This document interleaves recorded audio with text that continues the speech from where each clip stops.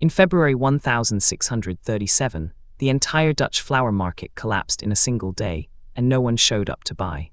Amsterdam, February 1637, a tavern in the merchant quarter. A weaver named Jacques de Clercq walked in to purchase a single tulip bulb. The asking price, 6,000 guilders. That was the annual salary of a master craftsman. He turned around and left. By sunset, the market had evaporated. Buyers who'd promised fortunes for bulbs simply didn't appear. The sellers were left holding inventory worth nothing.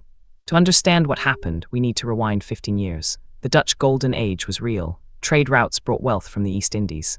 Amsterdam was the wealthiest city in Europe. Money was everywhere. And in the 1620s, something arrived that captured the city's obsession: the tulip. Tulips weren't native to the Netherlands. They came from Arm and Turkey, but in Dutch soil something strange happened. The flowers developed dramatic striped patterns, flames of color breaking through solid petals. White tulips with red flames, purple with yellow streaks. No two bulbs produced identical flowers. Each bloom was unique. The rarity created demand. Wealthy merchants began collecting. A single prized bulb could command high prices. By the mid-1620s, the trade had formalized. Tavern keepers began hosting auctions. Men gathered to bid on bulbs that wouldn't even bloom until spring. A future flower became a commodity. A contract became tradable property. Here's where the mechanism changed. Growers realized they could sell the same bulb multiple times before it was ever dug up. A bulb in the ground became a futures contract. Buyers didn't need wealth. They needed only reputation enough to borrow against future profits. Tavern keepers recorded bids in ledgers. No money changed hands. No bulbs changed hands. Just names and numbers. Prices accelerated. A bulb variety called Semper Augusta sold for 200 guilders in 1634.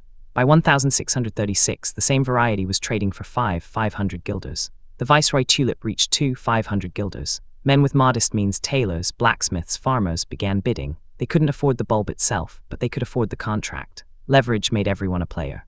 The market swelled through 1636. New taverns opened specifically for trading. Rumors spread of fortunes made overnight. A chimney sweep allegedly made enough to retire. A maid supposedly bought a house with a single transaction. These stories may not be true, but they circulated. They mattered because people believed them. By winter 1636, the market had become something else entirely. Most traders had never seen a tulip. They were buying and selling contracts on contracts. A man would purchase a futures contract and sell it the next day for profit. The bulb was abstracted away. What remained was pure speculation, each buyer betting the next buyer would pay more. In January 1637, something shifted. Prices continued rising, but fewer actual sales were recorded. Buyers became harder to find at the asking price. Sellers held out for higher bids. The gap widened. By early February, the first sellers tried to exit. They found no buyers. Not at 5,000 guilders. Not at 1,000. Not at any price. The collapse was swift. Within days, the market simply ceased to function. Contracts that sold for thousands were worthless. Men who'd promised fortunes to their creditors defaulted. Creditors demanded payment. Courts were flooded with disputes. The question was simple: were these contracts legally binding? Could a man be forced to pay for a bulb he'd never receive? The Dutch courts ruled that casual tavern bids were not binding contracts. A man who'd promised 6,000 guilders could walk away. The law saw them as gentlemen's agreements, not enforceable debts. This decision protected the economy but devastated individuals. Men faced ruin. Some lost everything. Others escaped because the courts said they owed nothing.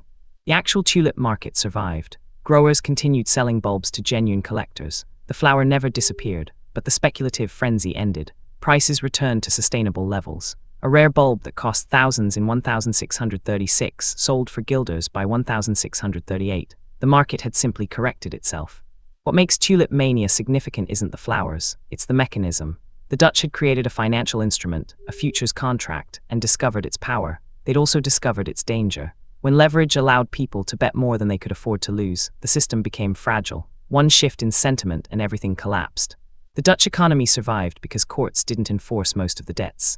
The nation's underlying trade wealth remained intact. But the lesson was clear. A market built on speculation without underlying value will eventually collapse. The flowers were real. The demand was real. But the prices had become divorced from reality.